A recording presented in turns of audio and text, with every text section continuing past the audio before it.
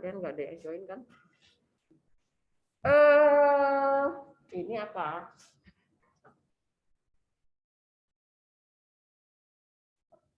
Oke. Kita ke kedudukan titik terhadap lingkaran dulu ya. Oke, kelihatan ya? Oke. Bentar.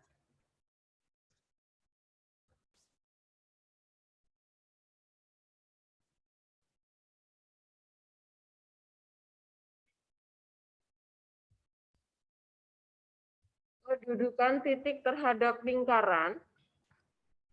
Kalau kalian berada ini nih pusat gempa ya, misalnya P itu adalah pusat gempa. Kalian berada di titik B, artinya kalian di dalam area yang terdampak gempa gitu ya. Jadi mungkin rumah kalian hancur nih di daerah ini karena kalian di radius yang terdampak gempa. Nah, ini artinya titik B di dalam lingkaran. Di dalam. Oke, artinya di dalam ya posisinya. Nah, kalau kalian ada di pas persis di radiusnya, ini terletak pada. Tapi kalau kalian jauh sekali dari radius gempa, misalnya gempanya terjadi di Jakarta nggak mungkin ya, di Banten gitu ya. Kalian berada di Yogyakarta misalnya ya, kalian jauh sekali ya. Ini artinya kalian berada di luar. Di luar. Jadi posisi titik terhadap lingkaran itu cuma 3 macam ini ya, nggak ada yang lain-lain. Di dalam, pada, atau di luar gitu. Bagaimana cara ngeceknya kita berada di mana itu berdasarkan apanya lingkaran, pasti dari pusat lingkaran dan jari-jarinya itu ya. Jadi kalau jarak kita ke pusat itu lebih dekat daripada jari-jari lingkaran atau radius gempa tersebut, artinya kita berada di dalamnya gitu. Tapi kalau posisi kita itu sama dengan radius, berarti kita terletak pada gitu ya. Tapi kalau jarak kita lebih jauh dari radiusnya, artinya kita di luarnya gitu ya. Jadi kita membandingkan dengan R-nya. Nah, ini R kan di sini ya. Jadi dia lebih panjang daripada R, berarti dia ada di luar gitu. Nah, yang agak susah itu adalah yang pendudukan garis. Nah, nanti saat ketemu soal kalian tidak selalu harus menggambar, tapi kalian dari persamaannya kalian bisa tahu ya. Maka nanti kalau kalian dapat persamaan lingkaran, selalu temukan jari-jari. Selalu temukan jari-jari dan pusatnya, begitu ya teman-teman ya. Karena persamaan nanti bisa dalam bentuk baku, bisa dalam bentuk umum. Kalau bentuk umum, ya kalian harus hitung dulu pusat sama jari-jari. Kalau bentuk baku ketahuan nih pusatnya di mana, jari-jarinya di mana gitu ya. Nah, perhatikan. Kalau jarak P ke B itu lebih kecil daripada jari-jari, artinya di dalam. Kalau jarak P ke C itu sama dengan jari-jari, maka dia terletak pada. Kalau jarak P ke D, nah ini kan lebih jauh daripada jari-jari, maka dia terletak di luar. Dan seterusnya, dari kita membandingkan ini ya. Nih, kalau kurang dari R kuadrat artinya di dalam. Kalau substitusi sama dengan berarti dia pada. Kalau kita substitusi titiknya ke lingkarannya ternyata lebih besar dari R kuadrat, artinya di luar gitu ya. Jadi bermodalkan hanya substitusi titik ke persamaan lingkaran, kita sudah tahu kedudukannya ada di mana. Jadi nggak usah harus menggambar gitu ya, jelas ya. Oke. Kemudian kita lanjutkan. Nah, perhatikan di contoh soalnya. Yang di ruang 17, apakah terdengar suara saya? Oke. Kita lihat ke contoh soal. Contoh soal yang pertama. Tentukan kedudukan titik A, titik B, titik C terhadap lingkaran bla bla bla bla. Nah, ini dalam bentuk baku ya. Bentuk baku. Maka nanti terhadap R kuadratnya terhadap 25 nih. Nah, kita substitusi. 4,6 masukkan ke persamaan lingkaran. Pasti ini berfungsi sebagai X dan Y ya teman-teman ya. X dan Y. X dan Y. Masukkan. Kita dapat nih. Ternyata dia adalah hasilnya 65. Nah, 65 itu dengan 25 bagaimana? Lebih besar. Karena dia lebih besar, maka kedudukan titik A di luar lingkaran. Jelas ya caranya ya? Tanpa harus mengetahui gambarnya seperti apa gitu. Nah, kalau gempa bumi kan juga kita nggak tahu karena radiusnya bisa berkilo-kilo gitu kan. Jadi nggak usah pakai gambarnya, tapi kita dengan persamaannya aja kita tahu, oh kamu berada di dalam radius gempa, berarti pasti rumahmu terdampak parah. Nah itu ya. Jadi kita mengetahui wilayah saudara kita mungkin atau sahabat kita itu dia berada di mana, di daerah apa yang terdampak parah atau yang tidak terlalu parah atau bahkan tidak terdampak sama sekali. Begitu ya. Nah, kemudian titik B. 6-nya itu sebagai X-nya. Nah, masukkan ke sana. 6 dikurangi 3 kuadrat gitu ya. Ditambah 2-nya sebagai Y. Berarti 2 plus 2 kuadrat. Nah, kita hitung nih. 3 kuadrat tambah 4 kuadrat berapa nih? 9 tambah 16. Berapa? 25. Oh, ternyata kok 25. Sama nih kayak R kuadratnya. Kalau sama, berarti dia terletak pada. Ini kok 6 ya. Harusnya 2 ya.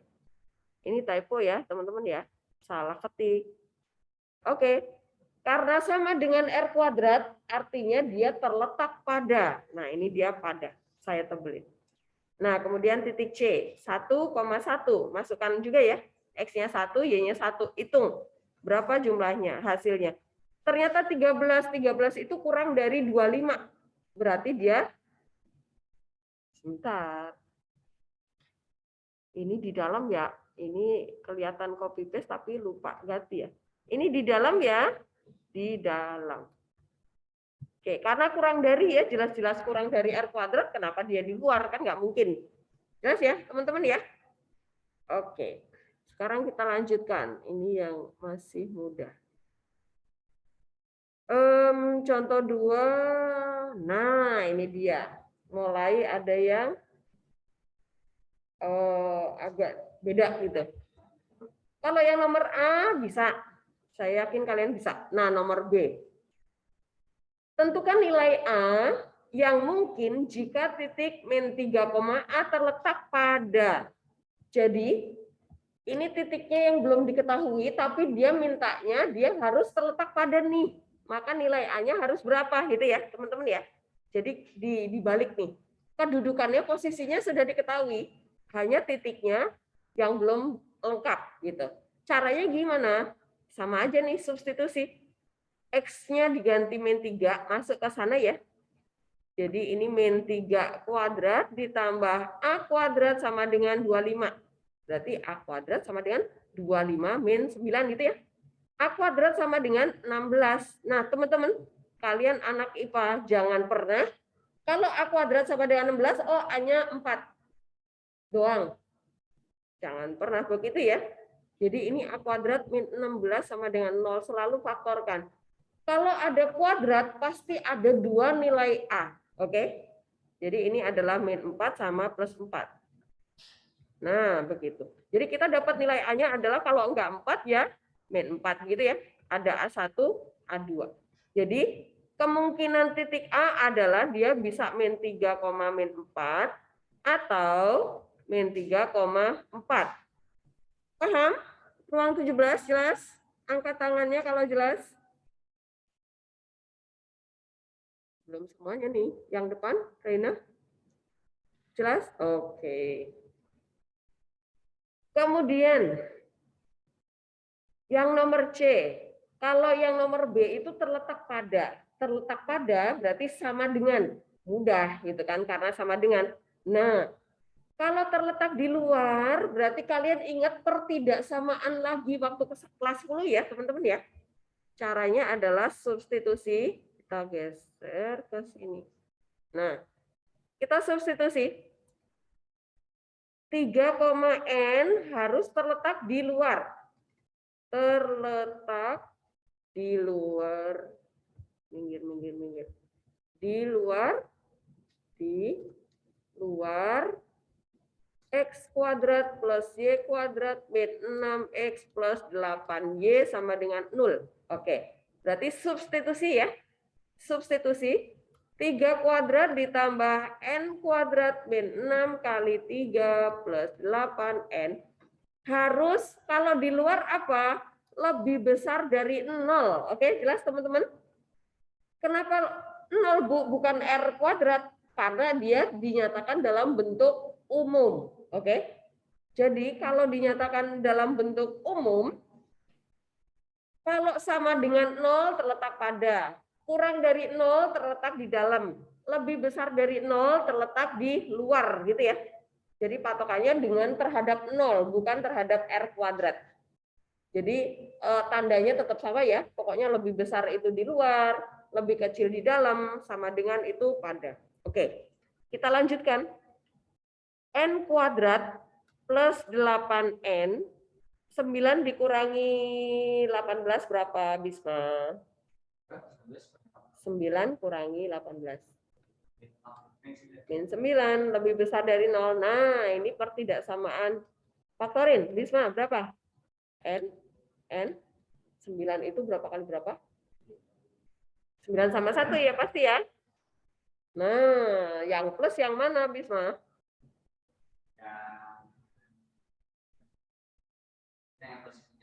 Yang 9 pasti karena plus 8. Oke, yang gede pasti yang plus. Nah, yang ini berarti N sama dengan min 9, N sama dengan 1. Gambar garis bilangan. Min 9, 1. Ingat waktu kelas 10 ya sama Pak Widya. Oke. Kemudian kita uji titik nih, 0 ya. 0 substitusi ke sini pasti. Masukkan ke N-nya ya. 0, 0, 0, min 9, min. Ya udah plus, plus. Nah, yang diminta yang lebih besar dari 0, berarti ke sini dan ke sana. Inilah areanya, gitu ya. Jadi, tinggal buat kesimpulan. Jadi batas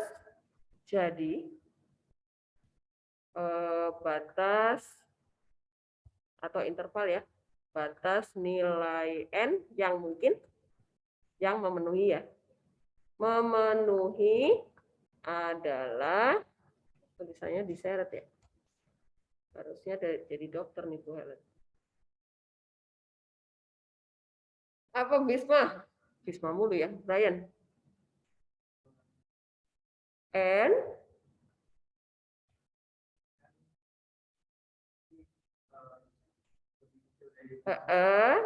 min 9 terus atau jangan dan ya, atau kenapa atau? Alasannya apa? Karena ada dua kemungkinan, bisa milih ya, atau N lebih besar dari 1. Nah, ini dia jawabannya. Apakah jelas teman-teman? Jelas, oke. Ruang 17 jelas? Ada yang menundukkan kepala? Jelas? Oke, kita lanjut ya. Jadi nanti kalau ketemu soal harus bisa. Nih bentar lagi kita akan latihan soal.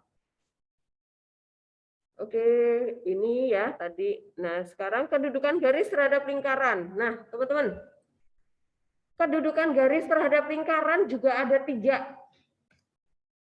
Ini namanya memotong. Memotong lingkaran di 2 titik ya. Titik yang pertama, titik yang kedua. Nah, nanti bisa jadi kalian disuruh nyari titik potongnya di mana gitu koordinatnya. Oke. Kemudian ini menyinggung. Kenapa? Karena memotong di 1 titik. Nah, memotong di 1 titik nama lainnya adalah menyinggung gitu ya. Jadi kalau memotong artinya ada 2 kemungkinan nih. Kalian harus tanya nih, memotong yang di 1 titik apa yang di 2 titik, Bu? Kalau memotong di 3 titik mungkin enggak sih? Bisa enggak sih? Garis memotong lingkaran di 3 titik mungkin enggak? Enggak mungkin. Ya paling banyak emang garisnya peot-peot kan enggak lurus kan? Jadi pasti hanya di 2 titik doang. Oke. Yang ketiga itu enggak memotong sama sekali nih di luar. Jadi nanti kalian nanti ini lagi konsep. Nanti kalau pas latihan boleh ya. Oke. Secara konsep, kalian harus gabungkan persamaan garis ke lingkaran dulu ya. Substitusi dulu. Nah, ini saya tuliskan langkah-langkahnya. Substitusi persamaan garis ke lingkarannya, supaya dapat persamaan kuadrat gabungan. Kalau dapat persamaan kuadrat gabungan, kemudian carilah nilai diskriminannya. Nilai diskriminannya adalah B kuadrat min 4AC. Nah, kalian tahu garis itu memotong, menyinggung, atau di luarnya lingkaran, itu dari berdasarkan nilai diskriminannya. Kalau lebih besar dari 0, itu justru memotong. Nah, kebalikannya yang kedudukan titik tadi ya teman-teman ya. Kalau tadi substitusi itu lebih besar dari R kuadrat atau lebih besar dari 0, dia itu justru di luar lingkaran. Tapi kalau yang garis, kalau diskriminannya lebih besar dari 0, itu justru memotong di 2 titik. Oke? Kalau diskriminannya itu sama dengan 0, maka dia hanya memotong di 1 titik atau menyinggung. Gitu ya. Kalau diskriminannya negatif, baru tidak menyentuh sama sekali. Paham? Konsepnya di situ. Nah, sekarang kita lanjutkan ke contoh soal nih. Tentukan kedudukan garis bla bla bla bla terhadap lingkaran bla bla bla bla. Caranya gimana? Langkah pertama, substitusi persamaan garis ke lingkaran. Bu, caranya gimana? Ya udah sih, jadikan Y sama dengan gitu ya. Cari mana yang termudah. Bu, kalau X sama dengan boleh nggak? Boleh kalau X-nya tunggal ya. Jadi usahakan gimana caranya supaya nggak pecahan gitu.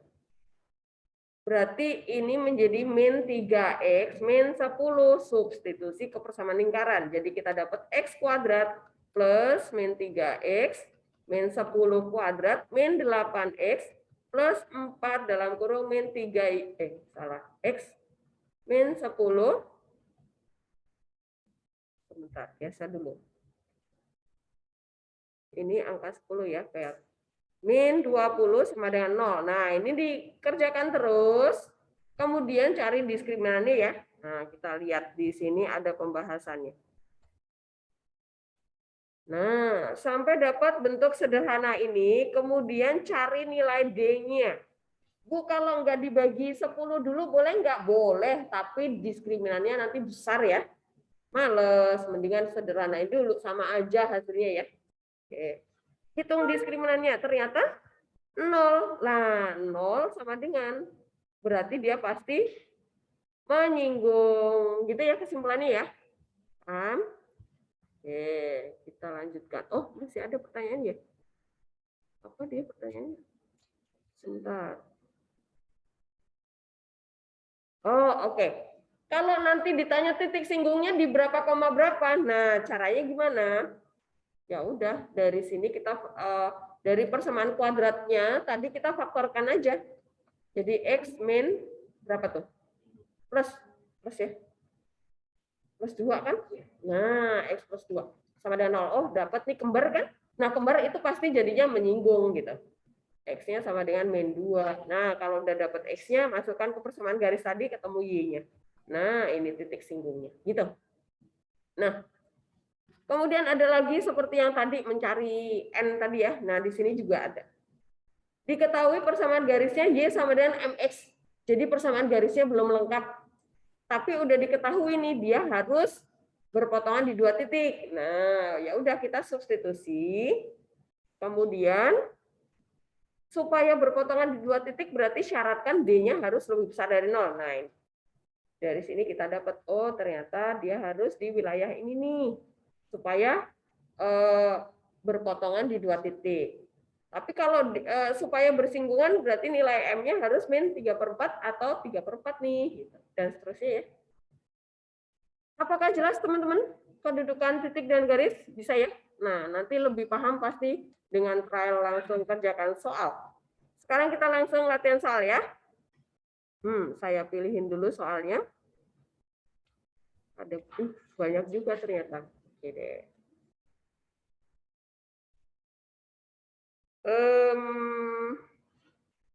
Bentar, tentukan kedudukan.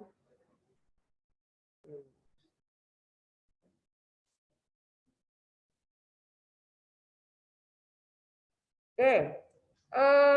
Kalian kerjakan nomor 2. Nomor 2. Nomor 4. Nomor 2, nomor 4. Nomor 6 yang B. Oke. Kemudian nomor, nah ini nih, biar kalian tahu maksudnya jarak titik berikut dengan lingkaran itu yang mana. Oke, ini dulu ya teman-teman ya. Berapa soal tadi? 4 soal ya. Oke, silahkan dicoba dikerjakan. Saya kecilin supaya kelihatan. Oh, boleh. Oke, saya ke ruang 17 ya. Siapa tahu ada yang mau tanya di ruang 17. Ya, semua dikeluarkan catatannya, kertasnya, bukunya.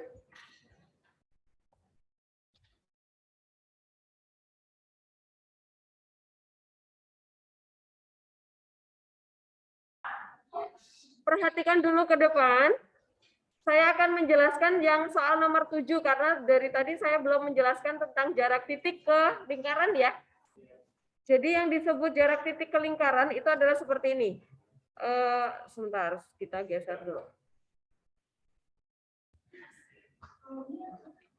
Ini ada lingkaran nih. Pusatnya di sini ya. Nah, kalau titik A di sini, titik A posisinya di sini nih.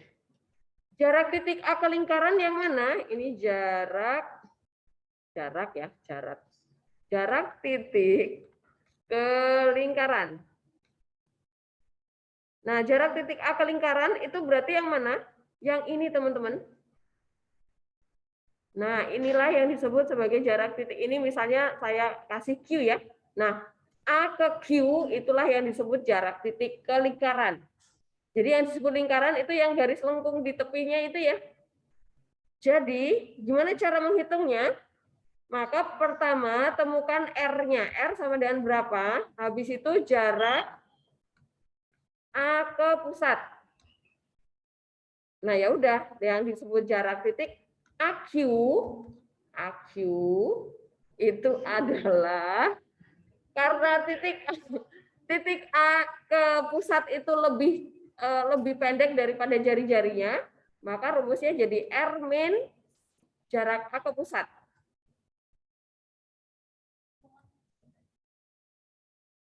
Gitu ya. Oke, paham ya? Yang disebut jarak titik ke lingkaran ya. Jadi temukan dulu R-nya. Nah, ini adalah R. Ini misalnya di sini O, titik pusatnya ya. Nah, berarti yang disebut jarak titik ke lingkaran itu adalah AQ ini, R dikurangi A ke O. Yang ini A ke O. O ke A. Oke. Nah, kalau titiknya di luar gimana, Bu?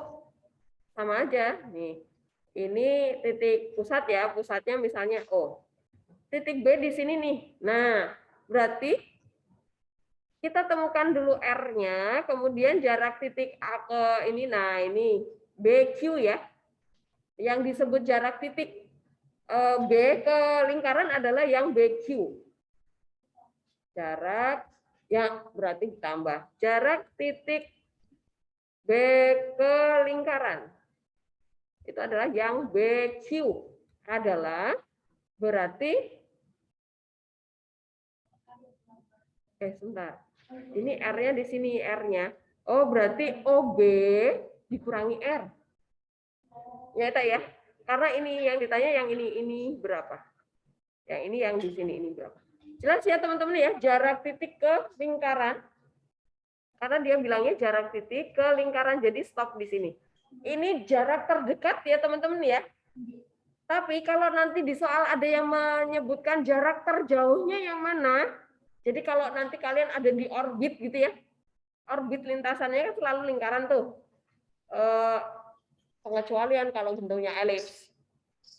Kalau misalnya jarak terjauh titik B ke lingkaran, berarti yang terjauh berarti ditambah. Nah, tadi Eta bilang, yang ditambah ya, oke? Jarak terjauh. Jarak terjauh, berarti ini saya tarik garis ke sini, tambahan. Nah, ada tambahan di sini P, BP. Itu adalah jarak terjauh. Berarti di sini R kan? OB ditambah R. Ini jarak terjauhnya. Kalau yang ini jarak terdekat. Kalau jarak doang itu artinya jarak terdekat gitu ya teman-teman ya. Itu kalau posisi titik B di luar lingkaran. Tapi kalau titik A di dalam lingkaran, berarti jarak terjauh adalah, ini saya tambahkan lagi ke sana. Tambah ke sana, salah spidol. Ini R. Berarti di sini P. Nah, AP ya. AP yang disebut sebagai jarak terjauh. Berarti AP itu adalah OA ditambah R. Oke. Tes? Paham ya? Oke. Nah, sekarang kita lihat soal nomor 7. Jarak titik-titik berikut terhadap lingkaran. Karena hanya jarak doang, berarti artinya jarak terdekatnya ya. Oke, silakan dicoba.